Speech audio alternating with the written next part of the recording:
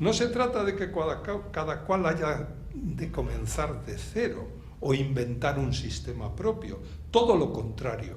Precisamente por tratarse de un saber radical y último, la filosofía se halla montada más que otro saber alguno sobre una tradición. De lo que se trata es de que, aun admitiendo filosofías ya hechas, esta adscripción sea resultado de un esfuerzo personal, de una auténtica vida intelectual.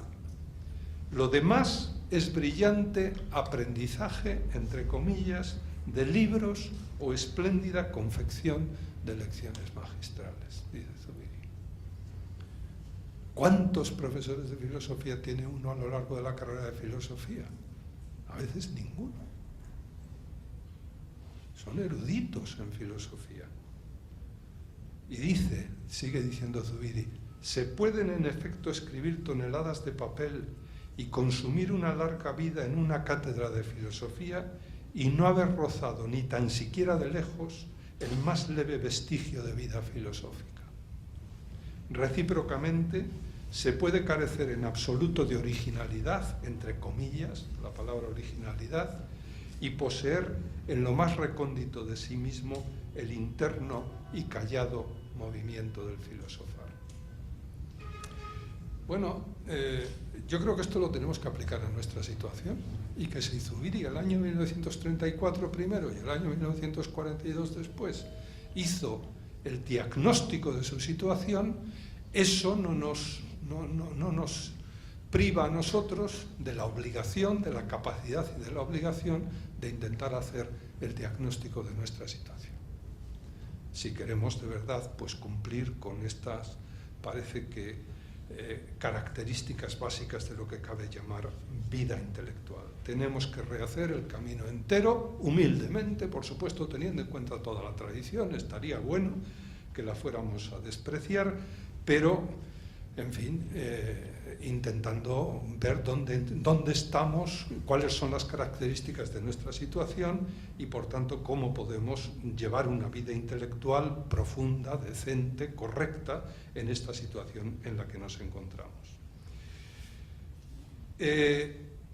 Cuando Zubiri escribe los artículos de Naturaleza e Historia de Dios, en Europa se ha producido esto que yo acabo de describir y se ha producido otro fenómeno que también conocemos todos muy bien. Este es más intelectual, menos político, y es el fenómeno de la llamada crisis de fundamentos o crisis de la ciencia. No solamente hay una crisis de la metafísica que se produce ya a mediados del siglo XIX y que sigue en la segunda mitad del siglo XIX, sino que además se ha producido un gran cambio en la ciencia que ha dado lugar, sobre todo en las primeras décadas del siglo XX, a la llamada crisis de fundamentos de la ciencia. Dos fenómenos que Zubiri conoció de algún modo preludian este tremendo cambio que se está produciendo en ciencia. De una parte, la mecánica cuántica, toda la física atómica. Pero es muy curioso, fíjense ustedes, Zubiri fue amigo, y amigo bastante profundo, continuo, de Albert Einstein. Y sin embargo, cuando escribe el artículo que aparece en Naturaleza e Historia de Dios, que se llama La idea de naturaleza, la nueva física, no habla mucho de la teoría de la relatividad, que es probablemente lo que hubiera sido más normal pensando, pues en fin, la proximidad de Zubiri con Einstein. De lo que habla es de la mecánica cuántica. Y habla de la mecánica cuántica de arriba para abajo y de abajo para arriba, ¿no? ¿Por qué? Pues porque Zubiri intuye, y yo creo que tuvo una certerísima intuición, que la mecánica cuántica pone en crisis el edificio entero de la física tal como había venido entendiéndose a lo largo de siglos.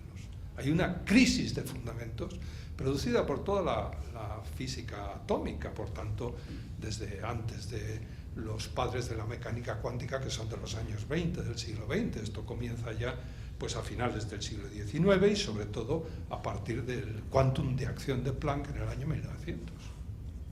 Pero las leyes, las matrices de la mecánica cuántica plantean un problema especial, que a Zubiri le llama mucho la atención. Y él cree que ahí la física hace crisis. La física clásica hace crisis. Hace más crisis en la mecánica cuántica que en la teoría de la relatividad. Este es un fenómeno curioso. Entonces voy a referirme brevísimamente a él. Y luego hay otro fenómeno que también, y que él conoció muy bien, y ahora veremos cómo, ¿no? Que fue si en la mecánica cuántica el principio básico sería el principio de indeterminación de Heisenberg, en el orden de la matemática, el teorema de la incompletitud de Gödel, que como saben ustedes es un poquito posterior, de comienzos de los años 30, es otro fenómeno que para él, para Zubiri, tiene consecuencias no solo científicas, también filosóficas. Y por tanto hay que asumirlo en un diagnóstico de situación, ¿no? La mecánica cuántica, por una parte, fíjense lo que dice en el texto de la mecánica cuántica, en el artículo del año 1934. Dice, la nueva física, la mecánica cuántica, ha tomado en serio este concepto de probabilidad. Como saben ustedes, las matrices cuánticas o cuantistas, como las llaman, son matrices de probabilidad y de observación. Ha tomado en serio este concepto de probabilidad y de observación.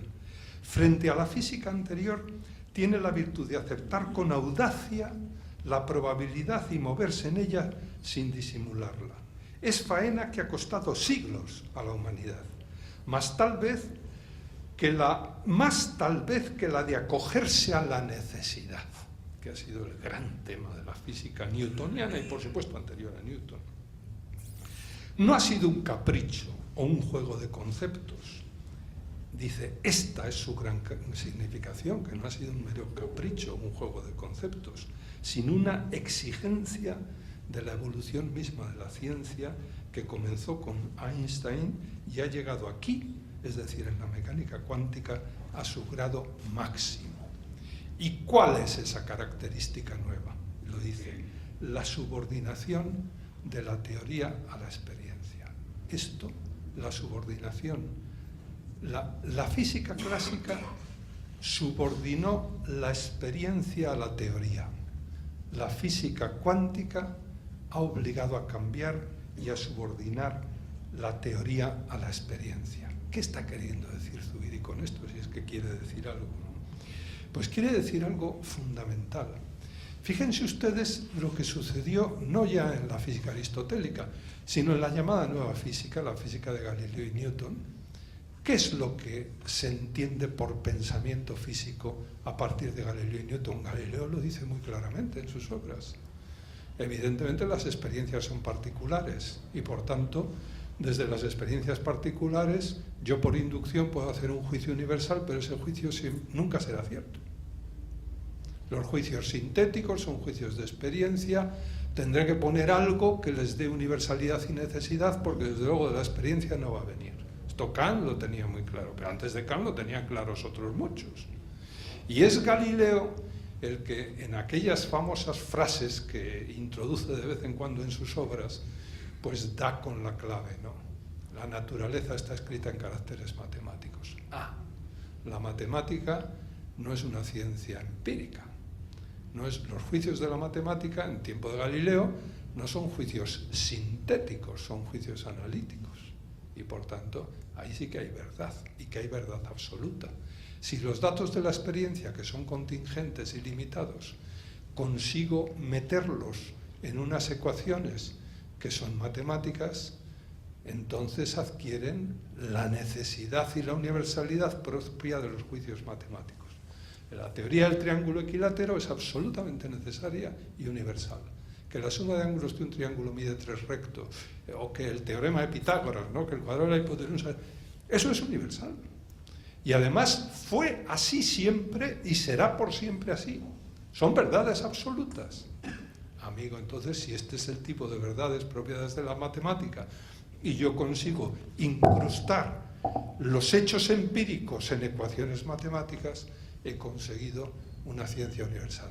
Este es el modo, esto es lo que Zubiri llama subordinación de la experiencia a la teoría. En el fondo, ¿qué es lo que quería Newton? Lo que quería Newton era ver la naturaleza, pero ¿cómo? ¿Cómo la veía Dios? de tal manera que Dios no hubiera podido ver la ley de la gravedad o la caída de los graves de un modo distinto a como Newton ha conseguido formularlo. Es otra vez la perspectiva absoluta sobre la... Esto es lo que ha hecho la ciencia tradicionalmente. No solo la episteme griega, que por supuesto era un saber apodíctico, en fin, universal. No, y la ciencia moderna. La física moderna, la física de Galileo y Newton. Esa física que va a continuar pues hasta mediados del siglo XIX, cuando hay un conjunto de disciplinas dentro de la física que empiezan a plantear problemas, que fueron dos partes de la física, como ustedes saben muy bien, de una parte el electromagnetismo y de otra la termodinámica. Ahí empiezan a verse problemas que no casan. Y empieza a aparecer una teoría de campos, porque las interacciones son distintas a las interacciones puramente lineales de la mecánica, que era lo que había sido el paradigma hasta ese momento. Bueno, pues lo que dice Zubiri es que con la mecánica cuántica ha llegado a su grado máximo una cosa, que es la subordinación de la teoría a la experiencia, no de la experiencia a la teoría. Se ha producido un cambio de 180 grados que para Zubiri es básico en la idea de naturaleza y que por tanto tiene consecuencias filosóficas. Es una crisis, ¿no? Por extraño que pueda parecer, la ciencia clásica hizo lo contrario, subordinar la experiencia a la teoría. Esto es lo que cambia a comienzos del siglo XX, sobre todo con la mecánica cuántica. Como dice Zubiri poco después, esto no es solo un problema científico, es un problema filosófico, porque esto influye en nuestra idea de naturaleza. Es un problema ontológico, dice. Se ha producido un cambio que, utilizando la expresión de Kuhn, podríamos llamar un cambio de paradigma, una auténtica revolución científica, que genera por arrastre